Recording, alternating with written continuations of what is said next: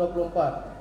Di mana DPRK Aceh Besar menyampaikan apresiasi kepada pemerintah kabupaten melalui BPBD yang telah menyalurkan air bersih kepada warga yang mengalami krisis air di Kecamatan Lunga.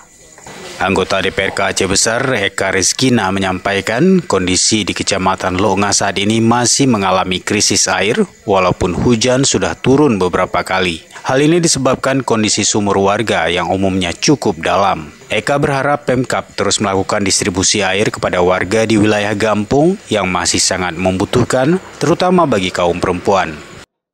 Kalau kita berbicara tentang perempuan sangat berimbas karena sehari-hari yang melakukan aktivitas dengan air, memasak, kemudian mencuci, mandi dan lain sebagainya itu membutuhkan air. Dan dalam hal ini memang ibu-ibu, terutama ibu rumah tangga itu sangat terdampak. Jadi dalam hal ini saya memang mendorong pemerintah untuk terus mensuplai air selama air itu tidak mencukupi dari dalam tanah seperti itu. Di samping itu, Eka juga mengimbau Pemkab dan masyarakat untuk mulai melakukan upaya menjaga sumber air dengan melakukan penghijauan. Memang kondisi saat ini sudah terjadi hujan, tapi dalam hal ini saya melihat langsung kondisi di dalam sumur warga itu belum terisi air. Jadi harapannya air yang selama ini sudah terdistribusi dengan baik masih harus tetap berjalan karena kenapa? Kondisi air di dalam tanah itu belum terisi dengan debit hujan yang ada. Jadi harapan kami semoga program penyaluran air ini bisa terus berlanjut. Kalau dalam hal ini mungkin jangka panjangnya kita bisa memikirkan bagaimana sebenarnya bagaimana air tanah itu bisa terserap dan itu dipengaruhi oleh pohon. Jadi program penghijauan saya rasa perlu dilakukan terutama di daerah-daerah yang sudah mengalami penandusan seperti itu.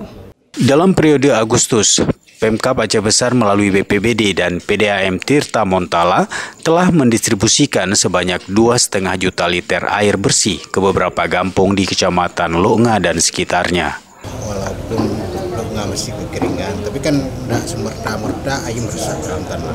Dia kan masih proses dalam penyerapan tanah. Mungkin sumur mereka kan agak dalam, tapi mungkin tanahnya belum puas, istilahnya belum puas diserap airnya itu belum ada mengalir ke bawah, masih di atas permukaan. Namun demikian dengan perpanjangan masa kekeringan kita kan diperpanjang 10 hari ke depan.